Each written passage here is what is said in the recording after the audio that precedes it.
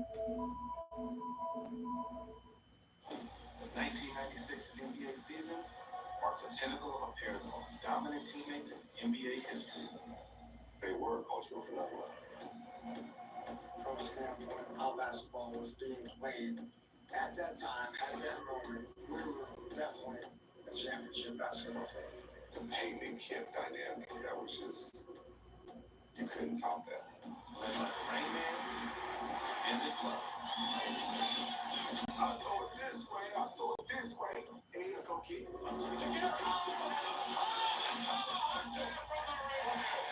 Gary realized that we wanted to win so bad. I thought he was messing up. I get on him when he thought I was messing, people would be in my face. And it just started the chemistry, and then we started being that dynamic duo. You know, that's how you achieved everything that you want to achieve. When you go into the championship. Gary Payton and Sean Kemp. Don't get dunked on by Sean Kemp, and don't listen to Gary Payton talk noise. I can only imagine what they would have been in today's game with social media. That is a brilliant basketball play. That is professional basketball. When you think of the Sonics, you think of Gary Payton and Sean Kemp for sure. This is the story of how Hall of Famer Gary Payton and six-time All-Star Sean Kemp created a lasting brotherhood in the Pacific Northwest and became one of the most popular dynamic duos of the 90s. Sean Kemp, Gary Payton, tag team champions of the world. Full on. But never won a world title though. But never won a championship. Yeah, there's a chance. Yeah, champions of not the world. Like they didn't win anything. Journey to the heart and soul of the game, both on and off the court. This is. Then that GP came over and stank up in LA for a fucking season. Luke Shack on the sideline. NBA broadcast is drafted for the very first time. Many Seattle fans watching at home are stunned. From the beloved Supersonics use their first-round pick to select a 19-year-old community college freshman named Sean Kemp. When I heard about Sean Kemp coming to the Sonics, my first reaction was who? And I'm thinking, man, I don't know. Is this guy like gonna pan out? Once I got drafted, I realized I had to go to work pretty fast. Was I doing cocaine? Cocaine. Got drafted 17th pick, 1989. Coming from high school and then he went to the NBA. This is a pretty big deal. No one had done that in a number of years since Moses Malone, I believe. Kemp is joining a Supersonics team whose glory years are in the distant past. First joining the NBA as a franchise team. 89. They're 10 years removed from their last finals win. Pro team to come to Seattle, and therefore They won it in 79, so we got drafted in 89. They're 10 years removed from a title. I'm Steve Kelly. I'm a sports journalist, and I covered the Sonics up here. After a slow start, the team eventually wins their first NBA championship in 1979 under coach Lenny Wilkins. Blammo. And the guard duo of Dennis Johnson. Wes Williams. They went to the finals the year before. They lost in 78. The early 80s. They must have Tom Chambers. I think they had Tom Chambers for a minute. Now, the pressure was on a 6'10" teenager who never played a minute of college basketball. Turned it all around. Kemp comes off the bench as a rookie. Averaging on 14 minutes a game in 1989. You gotta realize you're facing these guys at 27, 30 years old. Yeah, exactly. Dude, seasoned fucking dudes. Men back then too. Fans and players Tough fucking can dudes. already see his future as both a starter and a huge impact player for the Supersonics. Once he got on the court, he just took over. First time I saw the man dunk, I was sold. Back when I was a kid, any dudes that was rocking a Sean Kemp jersey, they really weren't into basketball. They're casual.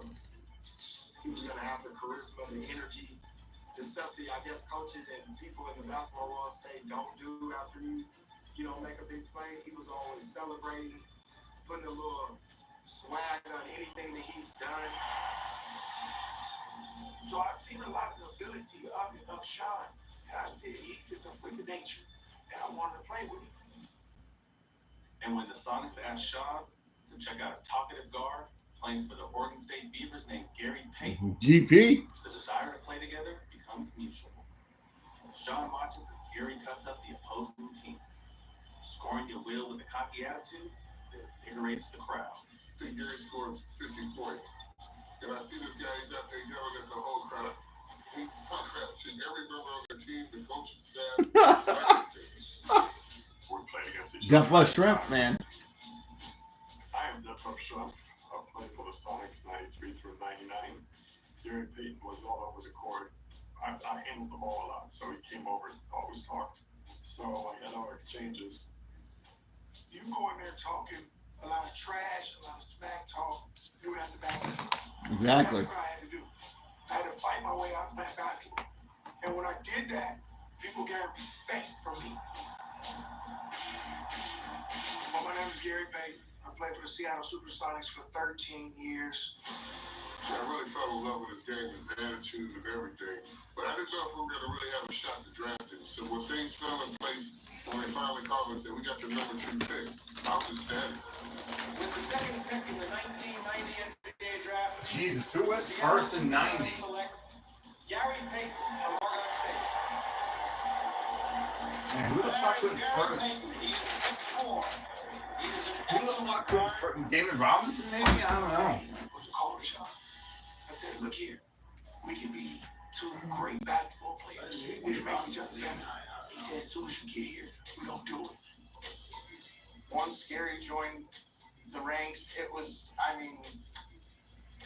teams didn't know what to do. Their chemistry was so good. You could tell they didn't rehearse anything. Like Gary would just throw the ball up, and Sean would come out thin air and bring it home with the thunder.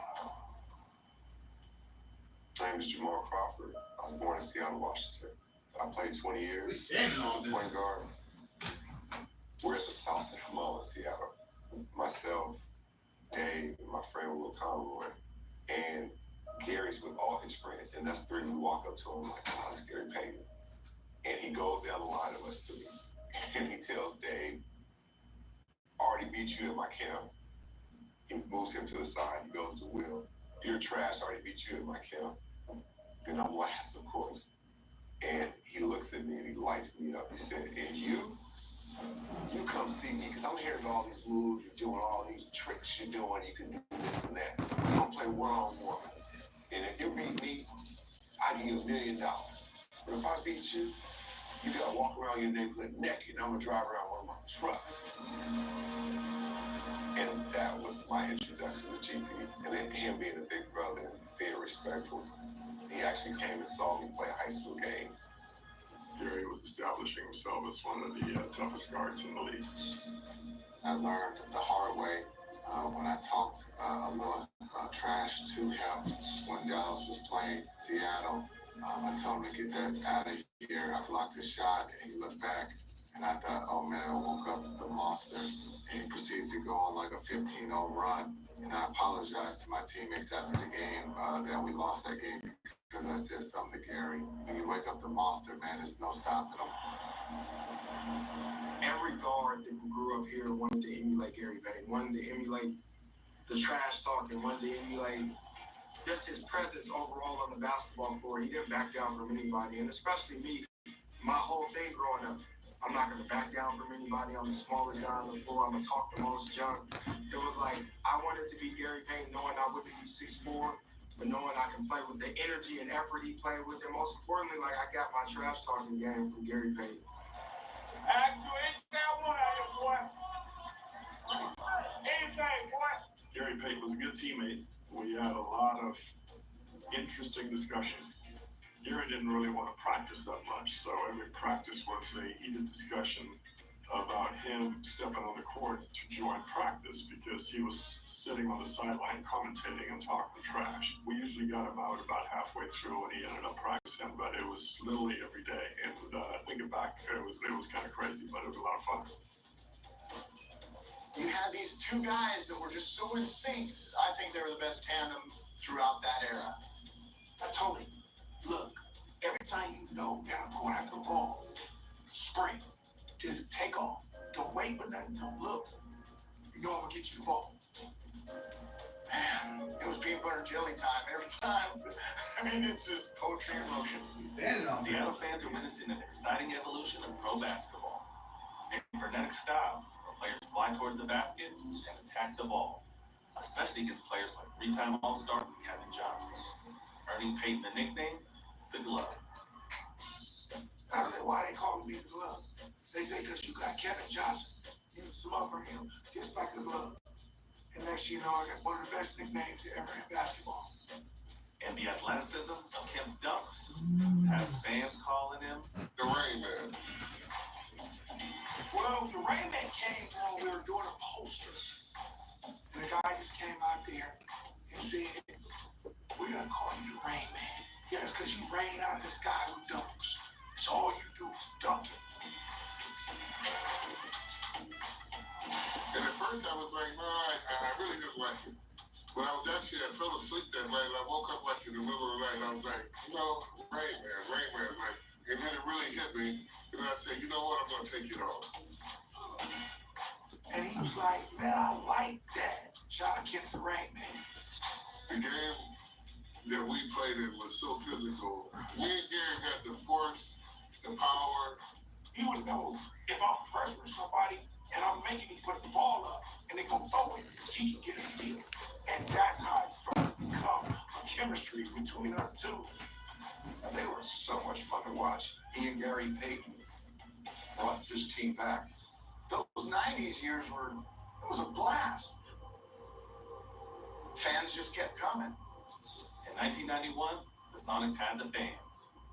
They had the Rain Man and the Glove. They were yet to achieve success. So the owners gave the duo an open door, and Kemp and Payton walked through. The owner decided to pull me and Sean in and ask us what did we want. Never happened with young players like that. But in 1992, we did. The coach that we had at the time, Casey Jones, was not our type of coach. So we needed a change. Heavy is the head When you got the crown, everybody wants to beef with you. that wears the helmet. Turf wars, killings, bombs, the serial killer. We can't trust anybody. This is All right. real stories. We back. Of America's most notorious bike club. Thank you so much. You too. I'll swing by and show you some love. Appreciate it. Hell's Angels Kingdom Come. New series premieres Wednesday, May 29th at 10 on Vice. When they got our flag or gear, they want to make the people suffer. Gripping stories I got pulled over with an AK with my son in the back. straight from former members. Extortion, stealing, killing. We were emulating alcohol now. You gotta build a name for yourself, and you can't without violence. Who wouldn't want to be an outlaw? Welcome to United Gangs of America. Wednesday. It's the Blue Line Gang. Are the police gonna be on that one? On Vice. They're the fucking real gang. Or just as much At the as start of the 1991-92 season, fans in Seattle believe their newly revamped Supersonics will take them to basketball nirvana. After a mediocre 18-18 start, the team looks for new coaching leadership. My name is George Matthew Carl. You had to think about it, George. Years in the NBA with the San Antonio Spurs. Nasty George Carl. And I coach now 1,999 games in NBA. George Karl's journey has brought him to Spain, where he is coaching Real Madrid in La Liga ACB's Spanish Basketball League. Get a phone call from my agent, Warren Gary, and he says, Seattle wants you to come back and be an assistant coach for Casey Jones. Like, all right. Casey And Jones. money. And would I be interested? Celtics great The coach. money was one half of what I was making in Madrid. And the Madrid money was tax-free. And so I had to take a major pay cut. But my family and I talked about it. And I said, Man. I will do it if Casey Jones will call me and say he wants me. Casey Jones didn't want me. I don't hold that against Casey. I don't know Casey very well. And I thought it was, okay, that's just the destiny of basketball. They were losing a lot. They go on to fire Casey. And about a week later, they call, would you want to be head coach? and he offered me the job. I still was taking a pay cut to come back as head coach. For Carl, it's a homecoming. Back to the USA and the NBA. I leave Spain with my family. I'm going back to Seattle. I'm thinking I'm going to have to sign a contract. I don't know when I'm going to coach. My flight gets delayed in Dallas. I get into Seattle like midnight. And Woodson leaves me a message that, hey, we'll meet for breakfast at 7 o'clock next morning. I go to the breakfast, we sit and talk, and he said, well, you ready to go to practice? And I said, I'm coaching tonight? He said, yeah. We got a shoot around here in about a half hour. I didn't even think that was a possibility, to be honest with you. I thought, well, I'll take a day or two to figure this all out. Well, when I'm in Spain, I was yelling things from the bench in Spanish a lot. Well, in these games, I'm going, row, which is red, which is the defense that we were in, or cambio. So I'm using Spanish throughout my words. I'm going, these guys must think I'm crazy. But, very quickly I realized that they were underachieving. They weren't playing as well as they should have played. George Karl was a blessing to Seattle. He brought this team together, put the pieces in place, and it was so much fun to watch. Just a great guy, a competitor, and will say anything to light you up during the course of battle.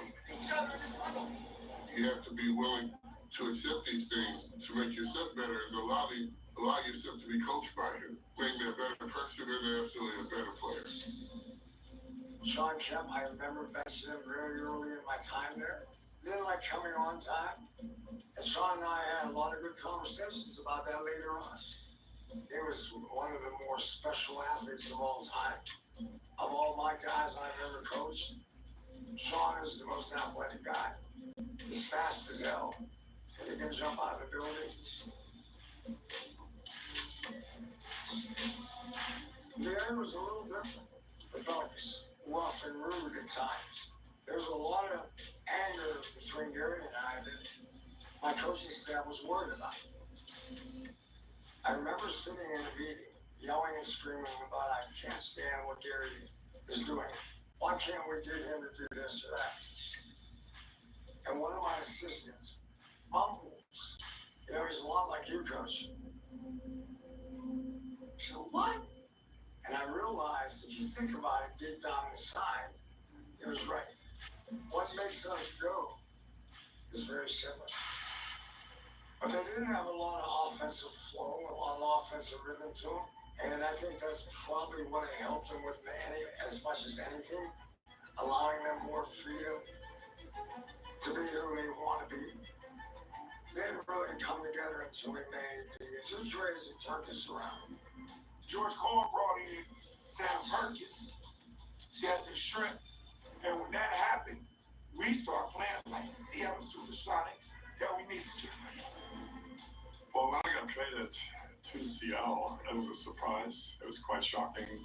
I got there a day before the season started in '93, and they had some success the year before. I lost in the playoffs, I think, fairly early, and they wanted some better leadership. So I came into a fairly young team, started the next day, didn't know most of the plays, and had a great season with some turmoil, but we had a pretty different approach to how we played than most of the league. The attitude that we played with was very entertaining for people to see. We were a very physical team. We practiced extremely hard. Sometimes our practices were harder than the games. Fans, always the sixth man in Seattle, began packing into the Center Coliseum. And Kim and Payne's jerseys become 2 of the league's best sellers. Told you. It's a new and improved brand. There's Stephanie. What's going on? Sorry, I was checking some stuff online. Yeah. And fronting the post and double teaming and rotating. He got away with it. Yes, he did. Look at that block by Kim. At that time, it was such a physical league. We was definitely one of those teams that will fight you. I mean, 6 times volleyball right there. Chaos. we created chaos, mismatches, we scrambled a lot and scared people. We sometimes were up 20 points in the first quarter on teams, and it was just a cakewalk. We won a lot of games. I think we're very aggressive and we always go at them and try to cause problems. Because we didn't want other teams to get comfortable, and we didn't want the best players to have control over the ball. Other coaches would say that we fouled them a lot, but I thought we played some pretty good defense. After Carl takes over, the Sonics finish out the season 27-15, then lose in the semifinals to a team that will become their perennial rival, the Utah Jazz, led by Carl the Mailman Malone and John Stockton.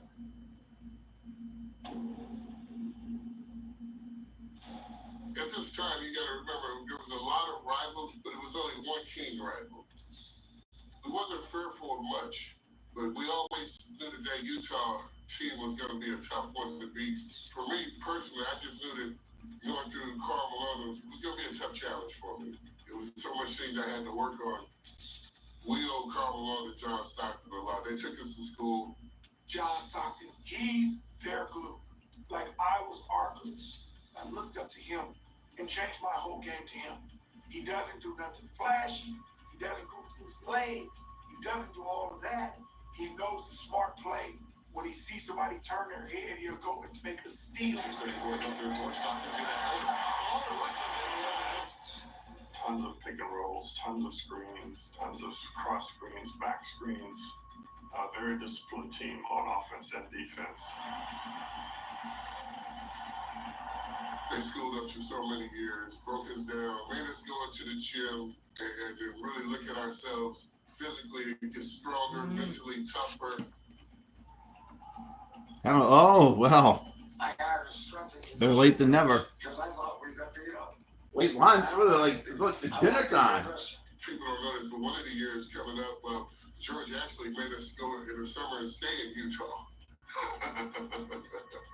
Just to play in the summer league, just to embrace playing against these guys. That's when I grew. I grew to be Gary Payton. And Gary Payton was the one I had to be, not the glove, not the trash talker. Because I couldn't beat him because he always would outsmart me. He would take charges, get me out the game. Let me only have 14 points, only played like 20 minutes because I was in foul trouble. People don't get this. They never give him his due. I idolize him till today. People know I let him introduce me in the Hall of Fame, all of that. People don't understand. He didn't have a lot of points. He had probably about 14, 15,000 points. But he only averaged 12, and became a Hall of Famer. That's a basketball player to me. But they taught us the true definition of the NBA game, which is that you have to be mentally prepared just as well as you are physically prepared. And a lot of years were him and late lunch. Oh man. And Gary, Stockton Malone to us was the king. I went up by those paths last night. I checked. Well, not last night, but before it got dark. Always dangerous Supersonics team has been maturing and grabbing attention. There's a lot of paths.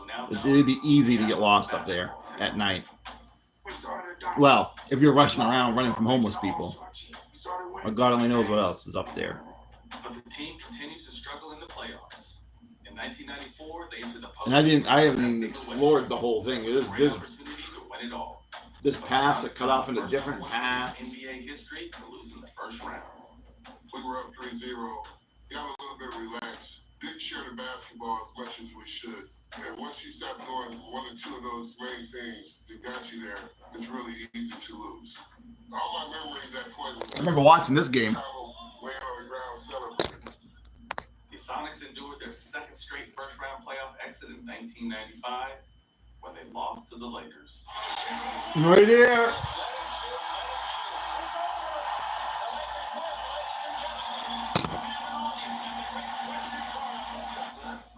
Get fired. I mean, I thought my career was over in Seattle. And I was shocked when Wally Walker kept me. And over that summer, I think we got angry.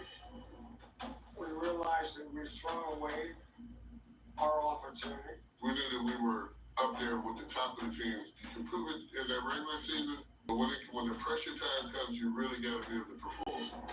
But early in that training camp, I realized that there was a different attitude, a more serious attitude. We started to be who we supposed to be. And then that's when Seattle took on fire. Yeah, but they were done by 97. We're in 96 now. We're on fire. You guys make it to the finals and get destroyed. Number 1 seed in the Western Conference. Fans are convinced it's finally their time. 95-96 season has the same feeling in the hearts of Seattle fans than the championships did. It's a younger crowd, people with their first taste of basketball success in the city. I think going up against MJ. From the playoffs, struggled a bit early on in Sacramento, but then swept Houston 4-0. And ended up playing Utah in the Western Conference Finals. We're always having problems with the Utah Jazz. We could never get past them. So look what happens. We get to play in the Western Conference Finals. We go see who plays the Chicago Bulls. Spectrum Mobile's Unlimited Plus plan is even better with free anytime upgrade. You can upgrade to a new phone anytime you want, as many times as you want, for any reason. You can't get that from AT&T, T-Mobile, or Verizon. Get Spectrum Mobile Unlimited Plus for just $25 a month each when you get 2 lines. Now, it's easier than ever to switch to Spectrum Mobile.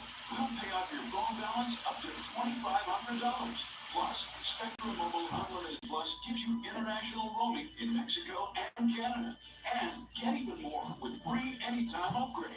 Upgrade your phone whenever you want, as many times as you want, for any reason. Get Spectrum Mobile Unlimited Plus for $25 a month each when you get 2 What are those bad boys doing? To Spectrum Mobile. We'll pay off your phone balance up to $2,500. Call 866-608-4145 or scan the call now. What are those bad boys The doing? best record in the NBA, the full sweep through the Eastern Conference Finals. Instead of waiting for the winner of another Sonic Jazz battle to decide who will play for the NBA championship. Another Sonics, man. Really well. First 4 games, I think, were 3-1. And Utah did what Utah does. They got into a slugfest. We're battling. Everybody's hurt. I'm hurt. The Sonics lead the series early, 3-1. But the Jazz fight back, winning the next 2 straight, with the series reaching a decisive Game 7 at home in Seattle. 1996 playoffs, the Western Conference Championship game, Game 7 against the Utah Jazz. Oh boy, the rivalry. The arena's at Seattle Center, the fountains are going, and it's warm. Oh man, it was special. It was big for us. The Key Arena was smaller than most arenas, but it was just so intimate, it was so loud. We have to step up to do it. Get to the end of the game. It's only about 2 minutes left, and it's tit for tat. Damn. Going back. I only gotta watch this game. Next thing you know, we get a break. It's a battle between 2 competitive rivals, coming down to late in the 4th quarter with Kemp hitting 4 straight free throws, keeping the Sonics' small lead alive. With 8.2 seconds left, Malone makes his way to the free throw line. His first free throw misses off the back rim. We count 1, 2, 3, all the way up to 10. 9, 8. Because they're trying to get him off the. I remember that. Looking around. I never understood why we did that, but it always messed with his head. He only has 10 seconds to shoot the free throw. That's why. The place would go crazy. If you don't shoot in 10 seconds, you get they blow the whistle and you don't get to shoot. The team gets the ball. To the guy next to you, and I just kind of sat back and took it all in. You know, no house time. That building was loud for 2.5 hours. My ears were ringing and hurting because the noise was so loud. The crowd was not going to let us lose that game. When the smoke clears, It's the Supersonics still stand. We beat them, we go crazy.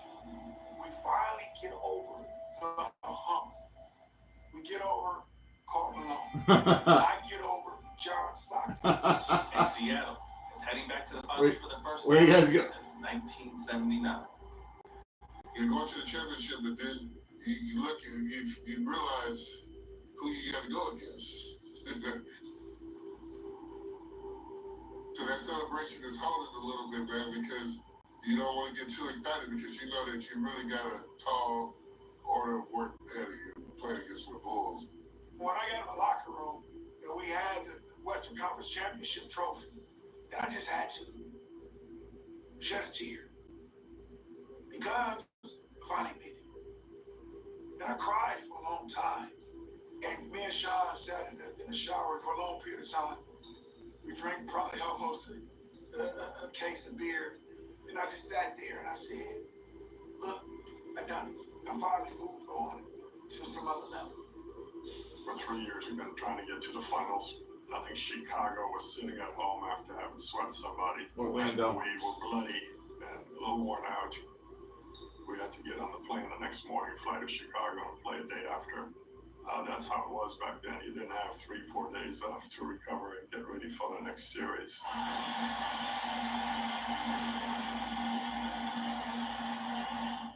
The NBA Finals start in Chicago.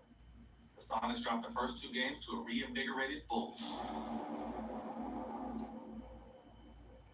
We went to Chicago for the first 2 games, and neither team played that well. I think we played tired. Jordan's first finals back from his retirement. Yeah, good luck. 5-point game until literally both games, the last few seconds, the last minute, where they ended up winning by 10. Maybe it was a little bit of a hangover coming, off the Utah series. They head home to Seattle, facing a must-win Game 3. Awaiting Peyton and his teammates in Seattle is their 6th man, the fans, including the biggest one of them all. Had this big giant stuffed Red Bull. So I wrote big white letters on it, beat the Bulls. My name is Lauren Big Low Sandretsky. I've never really known how to answer the question, why are you Seattle's biggest sports fan? But 6'8" and 300 plus pounds, I guess that's part of the reason. We were pretty excited, our fans were excited, and we literally get destroyed. Yep. We were playing not to lose. But What's going on in these rooms? Back in those days, we In the had room 2 chat. games at home. These Which rooms is are hard to technically lose 3 wrong. games at home. Time has run out. The Bulls win it. After losing Game 3 in front of the home crowd, the stage is set for one of the greatest matchups in NBA history. We're going to show these dudes what we're supposed to. We beat them in a regular season because one of their 10 losses that they had. So we feel like this, I feel looking. We just don't have to play. Spectrum Mobile's new deal is so good it's a work of art. Love the minimalism. Yeah, unlimited mobile for $25 per line is a great price. $25 per line? That's less than what I'm paying. Yeah, for new. Sounds like trouble in paradise over there. That's bold. Switch to Unlimited Plus for just $25 per line with free roaming in Mexico and Canada. And now it's easier than ever to switch to Spectrum Mobile. We'll pay off your phone balance up to $2,500. Plus, upgrade your phone anytime, as many times as you want for any reason with free anytime upgrade. Call 1-877-775-2383. Get the phone you want every season, every month, even every single day with free anytime upgrade. That's spectacular. Switch to Unlimited Plus for $25 per line with no contracts. And we'll even pay off your phone balance up to $2,500. Call 1-877-775-2383 or visit a Spectrum store. Whoa, Is this work of art moving you to switch to Spectrum? absolutely. Well, let's get you signed up.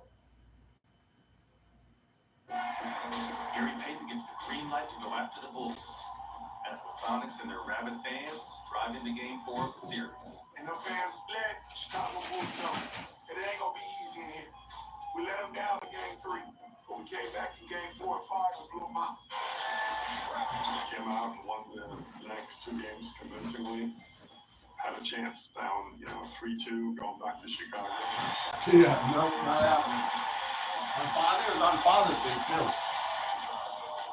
But the championship series started to take its toll on Seattle's beloved Supersonics. I think maybe McMillan was hurt. I think Gary had some health issues. But you know, you really can't complain in the championship series. I was so tired. In the inside. Oh, I was here hurt. come the excuses. I had a torn calf that I didn't go by. But I was playing through it. Through adrenaline. Here come the excuses. I thought they had a chance going in for sure, and they had all the momentum, I thought. But Chicago was really good.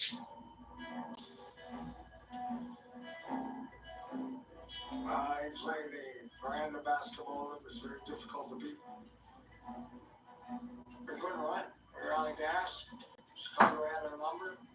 Michael Jordan had the number, motherfucker.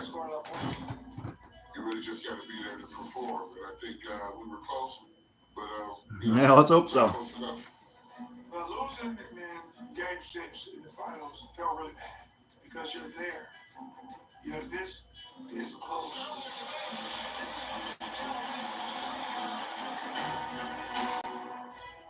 But when we got back in the morning, what made it feel better is we had thousands of fans waiting for us at the airport. As soon as we landed and walked off, it was like we won a championship. And that was the best feeling. They took the Mighty Bulls to 6 games, and for us, that was a win. It felt like we won. It's like the Mighty What the Bulls. fans and players don't know, there's a lot more on the line in the 1996 NBA Finals than just a trophy, rings, and a bear. And professional sports is about winning. Winning is what sets everything up for you. When I look back on that 95-96 season, it was the first time that Sean Kemp was in the spotlight, and all of the good and all of the bad that comes from that. You're doing cocaine now. Smith, hoping to elevate the good by getting Kemp some help underneath, ends up fueling the bad when they signed the 7'1" center named Jim McElvain to a $35 million contract. It reminds me of a line. Sonics needed a center in the worst case, and Jim McElvain was the center in the worst case. It was terrible, and he got more money than Sean, and that affected Sean greatly. I remember Sean was to be a free agent, and he was not making the big money yet. The new backup center, who averages 2 points and 3 rebounds per game in 96, will earn approximately $2 million more than the 4-time All-Star who just led the Sonics in scoring and rebounding. Kemp does his best to shrug it off. If you're an all-star, you want to be compensated as an all-star, and you want to play beside all-stars. I had told him, we need to wait. Just wait. It's just right now we can't do it in the budget. But we can't break this up. If we're going to try to make a dynasty and do what Chicago Bulls are doing and give us a chance, we have to keep our pieces together. Anytime that you have a guy that takes a team to a championship, and then you start bringing guys in where you pay them more, the team is sending a message. And so Kemp sends a message of his own. Sean missed a few days of training camp, did not hold out, but make a point. Well, yeah, the wheels came off in 1997 when a key player gets unhappy. And we start fighting with the upper management. It's never a good thing. And Sean wasn't happy. Sean's not a combative guy. He's a human being who wanted to be treated with more appreciation. All season long, there was always an article about why did we sign this guy for this amount and why is Sean Kemp not getting paid.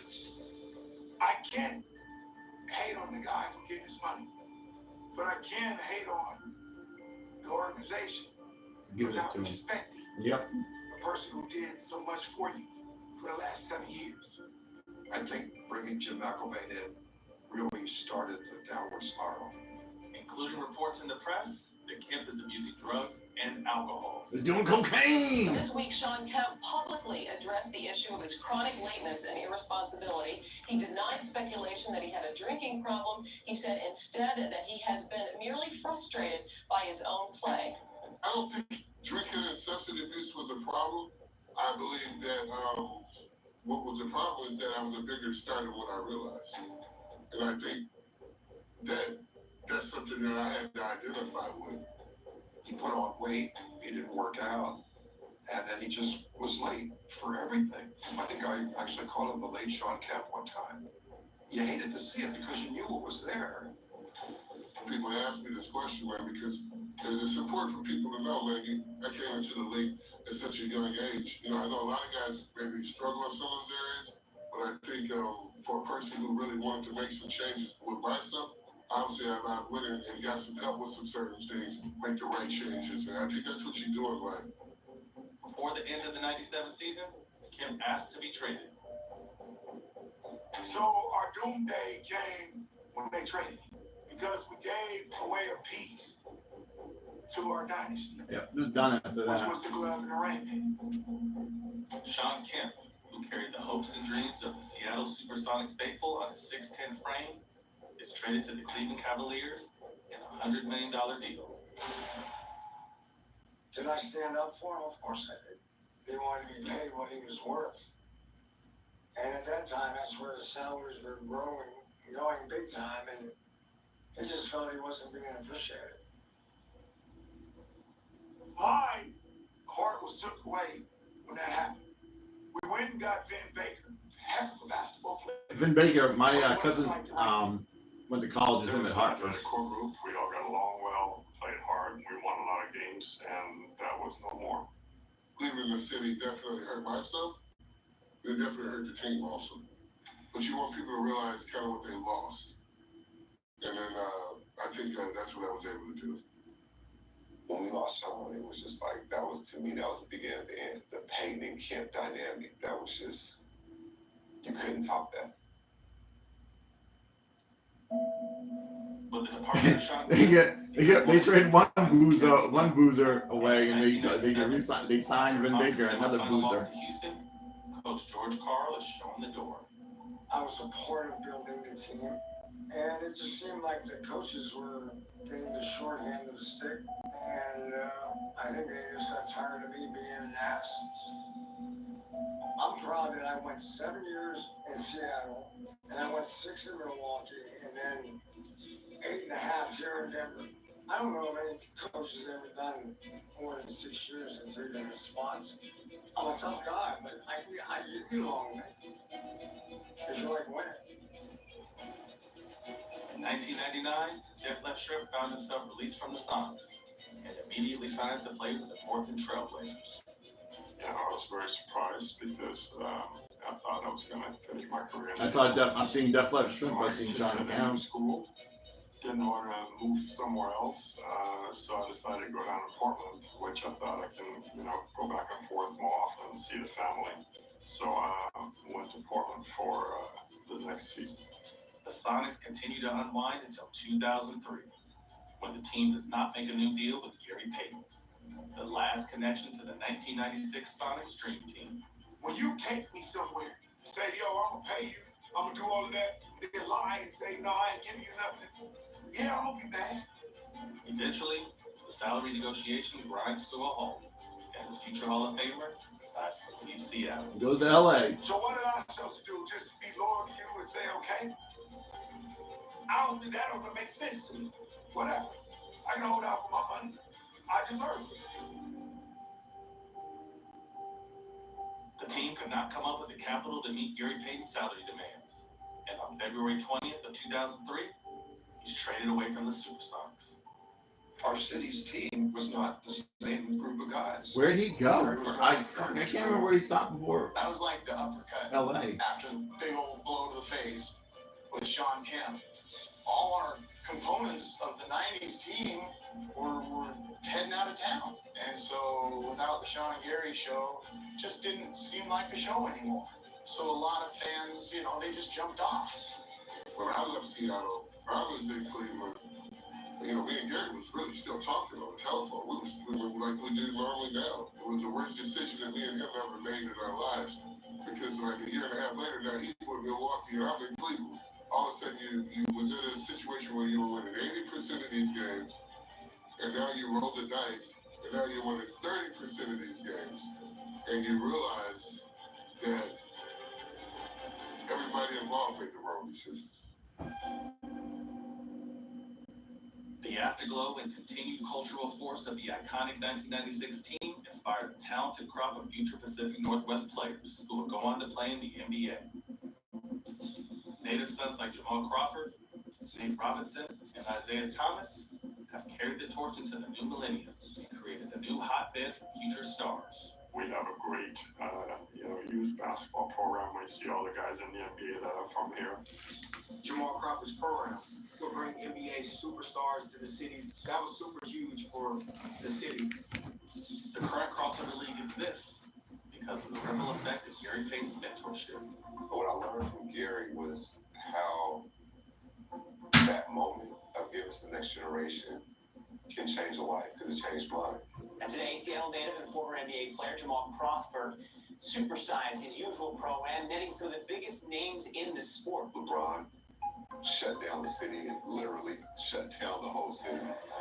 More of the crowd for the crossover pro-am wasn't coming from the bleachers Saturday. Instead, it was coming from outside, where more than 1,000 lined up for hours trying to get in to see the game. Current NBA ballers like DeJounte Murray and Paulo Banchero are making Washingtonians proud. This next generation of Hoopers are proof that the legacy of the Supersonics 1996 Dream Team lives on. Those guys in Seattle, to this day, you would think they just played last year. That's how popular Peyton and Kip are in Seattle. We were good, man. Not just an exciting team, but consistently we're able to win 50, 60 games every year that we played. And that's tough to do in the NBA. From 1990 to 97, 98, every time we stepped on the floor, a Seattle Supersonics team came at you, and you couldn't win. You couldn't beat us. My feeling is it's a team that should have won a championship. And I say that honestly to the fans of Seattle. I wish we would have gotten one. But it will go down to be one of the best teams never to win a championship. We were definitely a championship basketball team.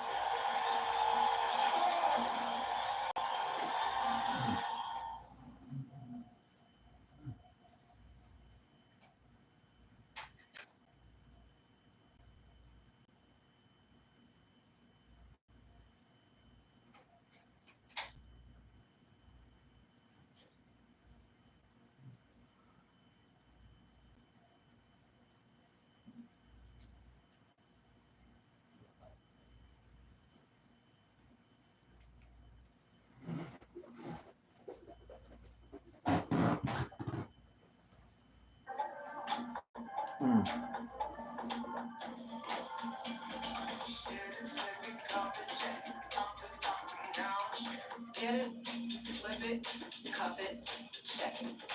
High blood pressure silently affects millions of Americans. Staying on top of your blood pressure is as simple as these 4 easy steps. Self-monitoring is power. Visit manageyourbp.org to learn more.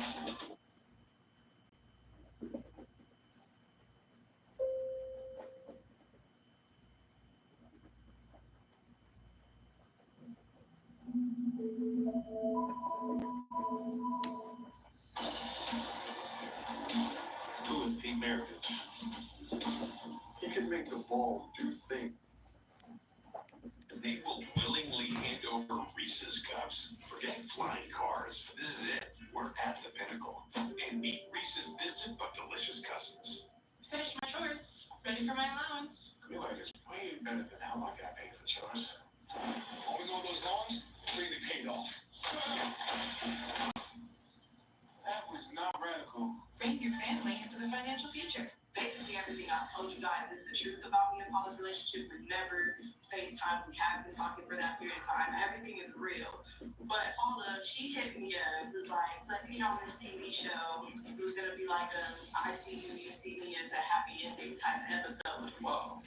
That's why it's weird now. And it's scary. I was down because I really believe Paula was a real person. That's why when she popped up on the screen, I really thought that she just changed our whole story and was going her own direction with it, and it was making me mad. When Naomi came on. Yes. Wait, did you already know who Raven was? No. She thought she was meeting Paula genuinely. That's why she was so sure, because Paula told her. like it's gonna be a happy ending, so it doesn't really matter. But it'll be good. So Raven, in a unbelievably selfish and also additionally like deceptive move, Twisted. convince you to write in and tricks you into coming on the show by telling you that it was just really her, that you guys were going to have a happy ending. Yeah. So she came up with this whole plan, and you said yes because you thought it was really just Paula, but actually the girl in the pictures was Nayani. Wow. She had me convinced she was a real person when we were doing this. So I genuinely assumed that she was real. That's why this is all weirding me out. Like when the real Paula Nayani came on the screen, that's why I was thrown off, because I thought that she was coming up with a whole other storyline by herself. When she said, "I'm not Paula," and you're like, "What the?" Yes, it threw me off because I'm like, that's. But they sound just like her and this girl. They do sound very similar. I guess that's how girls talk in Washington. I don't know. But now that you've heard Raven, you're sure that was the voice you've been talking to this whole time? Yeah, that's definitely her. This is why I'm telling you this, because it's weird now. She's definitely not coming on the show to tell you the truth and come clean and like do the right thing. She lied to you to get you on the show, and then she lied to us and you right now. Some bad boys. She's supposed to be changing her life and making decisions. Supposed to be changing. You guys are supposed to be changing your lives, making good decisions. Look at it. Unbelievable. And she Unbelievable. made it seem like you were actually coming on to finally meet her, which is what you've been wanting this whole time. That is crazy. She's crazy. This is how I really am. So she has me looking dumb on TV, and it's messing with my anxiety right now. Like I'm really not feeling this at all. Like it's weird. The thing that obviously bothers me is we take this job very seriously. We're trying to help people, and it's not okay what you did either, Aaliyah. I mean, it's messed up on your end that you lied on us, not giving us all the information to help you. It's pretty messed up. I do want to apologize though. When the plan was told to me, it was something super simple, quick, and it wasn't really a lie on my end. So I was like, okay, that's fine, because she was Paula. Like she was still acting like Paula this whole time with me. She catfished you. She played around. That's what she did. Yeah. And though it's messed up what you did, you genuinely believed that you were going to be able to finally meet this person by any means necessary. And although it's not something that we encourage, I understand it. She is a manipulator. She's been doing this since she was a teenager. The worst part is, like, she even thought she could play you like that, play the show, and then get Nayani, the girl she's been playing the longest, to do her dirty work and tell her story, so she wouldn't even have to. She could just like sit back. Obviously, we need to call out Rick. Obvious, because we're not gonna let her get away with. I want to be tasty of that. Well, I mean, forget what she's done to you now. It's personal. I mean, now she's playing us. I'm not about to let that happen on my show. So I think just bring her back in. And we'll just confront her, but then say our goodbyes. Here she comes. But who wants to start? Oh, here she goes. Look out. Oh, man. After the commercial.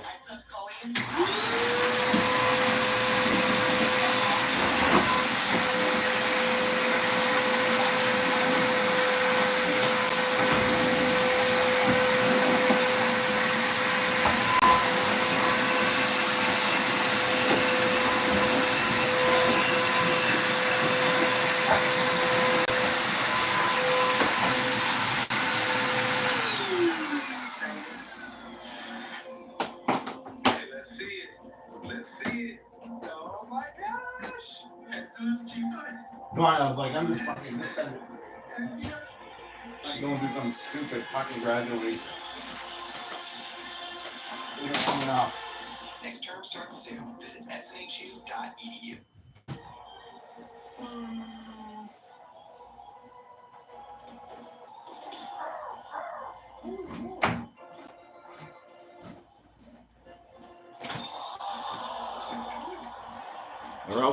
They're in the room smoking. I can smell it from here.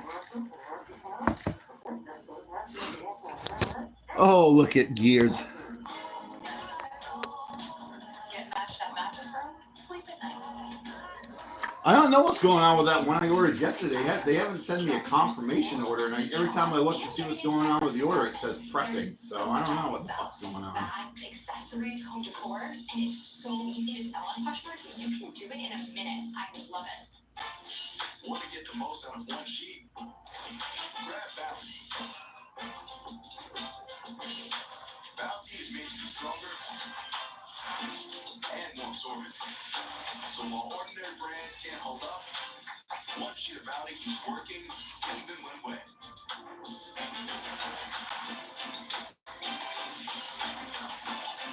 Now that's the style of Bounty. Bounty, the quicker picker upper. For nourished, lightweight hair, the right ingredients make all the difference. New Herbal Essences Sulfate-Free is now packed with plant-based ingredients your hair will love, like pure aloe and camellia flower oil. And none of the things it won't. Hair feels deeply nourished, soft, and lightweight. Plant power you can feel. New Herbal Essences Sulfate-Free. This outdated DMV has 2 forms of my ID. Think of all the places that can expose your info. LifeLock monitors millions of data points for identity theft. If there's a problem, we fix it. Guaranteed. It's more than shampoo. It's keratin kissing frizz and goodbye. It's salon quality without the fuss. It's unexpectedly good hair care. Swap. There's more to it. In Candy Crush, there are winners. Oh, and losers. Well, losers and winners. Go for glory with Candy Crush. Play now. Okay, we're all back. Leah, the floor is yours. Okay. So, I blew up our spot. So, we are exposed. I told them we were exposed behind the scenes. Ooh. I wouldn't have done this had I known that you were not going to end up being the person you swore you were. You almost got the other girl cussed out because I thought she was Paula coming up with a new plan out of nowhere and not telling me. So she was about to get cussed out, but then I had to think about it like, maybe that's really not Paula. I was weirded out by all this. Still kind of disappointed in myself that I even thought this was a good idea to do because now I'm on TV looking stupid. So I'm trying to like just keep my composure because we're on TV. I don't want to say something I can't take back. But Yeah, don't do that. Go for it. Fuck it. You're not going to get a friendship from You me. only live once. Just say that now. So that's it. You only get one shot to say it. You understand? If I was put in your position, I'd be the same way. I'm not trying to embarrass anybody. Let that dark side take over. But I'm not trying It'll to. just And flow. nor was that my intention. You were deceiving Leah behind the scenes into thinking that she was actually going to meet the real Paula. That is how you were able to get here to this point right now and be on our show. And why even want to get on the show? No So, shit. I'm coming up here now to set the record straight. Everybody has that fucking catfish, isn't it? I'm sure a lot of people want to know of the real person behind the pictures, and that's why I'm here. But you didn't need to do this to complain. You could have just stopped lying and told people the truth. Well, I didn't have any more of my accounts. I'm sure, as you know, you may know, like my accounts have been deleted by Instagram, so I didn't have the chance because I was gonna go on Instagram Live with Bayani at one point and tell everybody that Paula was not a real person. But I don't believe that for a second. But I could have easily No, you would have kept doing that. You would have kept using the accounts if they hadn't been shut down. You got called multiple times by Bayani asking you to stop, and you didn't. And the only reason you may have slowed down was because Instagram did thankfully do their job and take down the multiple accounts that you continued to make. One would get shut down, you'd make a new one. So don't tell me the only reason you decided to stop was because you couldn't get on your account and do a Facebook Live. I didn't think that this was the only way to stop. You're kind of attacking me in a way. How are you attacking? Attacking has to be physical. And it's not easy for me. I understand that I hurt a lot of people. I understand. I was young. I'm still young and I'm still learning. I love you. It's what I struggle with every day. Yes, I'm a person. Yes, I've done things to people. And I've had a lot of things done to me too. So like, Don't attack me. Like, don't do that. I don't think that it's an attack. What I think is happening is it's hard to hear somebody plain and simple tell you exactly what it is that has been going on and what you have been doing, because sometimes when you're in it, it's hard to see the To win it. You're in it to win it. No one is negating what you've been through. Ayani told us you've been through a lot, and everyone understands that. And I think it would be even more easy to empathize with you if we did not know. Go, Cammy, go. Behind the scenes, that is where things take a turn for us. Our job is to help people, but when you are behind the scenes, Manipulating it. and maliciously trying to make some pop, we have to call you out on that. Right? This is like a real addiction and a real issue for me. So the way that I might have went about it to come to be on here or to come on here might have been like but I'm still here. We want for you to be able to put these pages behind you and move forward.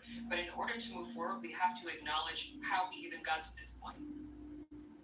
I think that this was wrong, you know, as far as like, you know, me keeping in contact with Aaliyah and, you know, portraying that I'm still, you know, this person. But in all honesty, I did like Aaliyah. Like, there was a connection for me. Like, it's not like that was fake. I'm sorry that I put you in this position in the first place. I think that I could have told you a different way, most definitely, rather than leading you to believe something else. That was a dick move. And I'm really sorry for that. And I'm really sorry for everything. You share a lot of personal information with me, not only in your life, but your body, and that's not okay to do to anybody. The nude pictures that you got from Aaliyah, where are those pictures now? As the accounts got deleted, those pictures also got deleted with the accounts.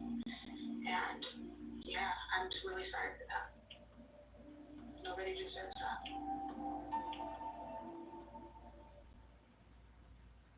It's not that I don't accept your apology or nothing. I'm just like, I'm kind of ready for all this to be over.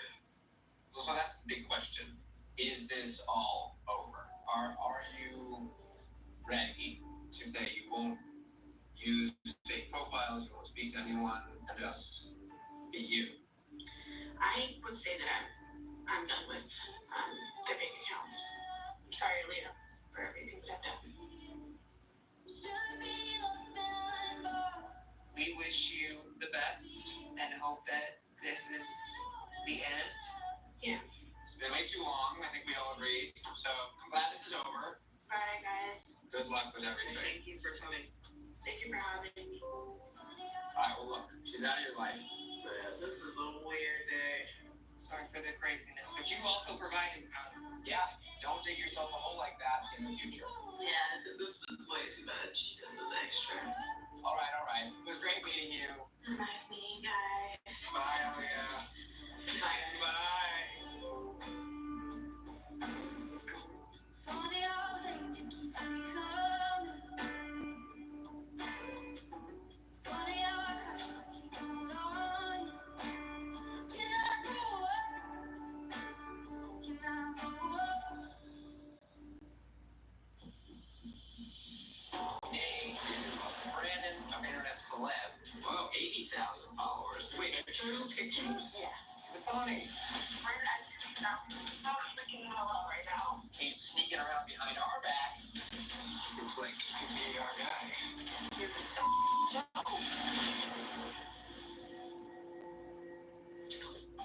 Right now we're heading back into the dark, cavernous, editing den. Post-production quarter of editors, unsung heroes. Right, the people who scroll through countless hours of rambling and nonsense that Max and I spew day after day. Put it all together like a puzzle.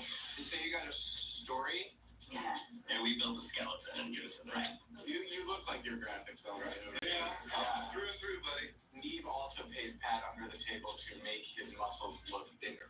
All right, Pat, let's see what you got. Okay, ready? You're gonna make my muscles huge in the edit. Okay, ready? Ooh. Not bad. All right, thanks, guys. Thanks, guys. And girls, they are really the unsung heroes. All right, we're back. I think we got a video. All right, let's see here. What do we got? Hey, Max. My name is Diogene, and I'm 19 years old, and I'm from Youngstown, Ohio. A lot of my friends call me Nano because Diogene is just too hard to pronounce. I've been talking to this guy named Brian for about 6 months now, and he's really sweet and insanely cute.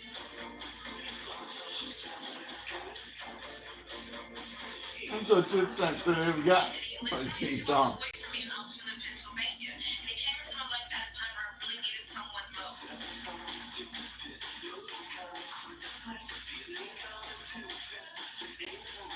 And by the way, he's internet famous, and I find that really, really cool.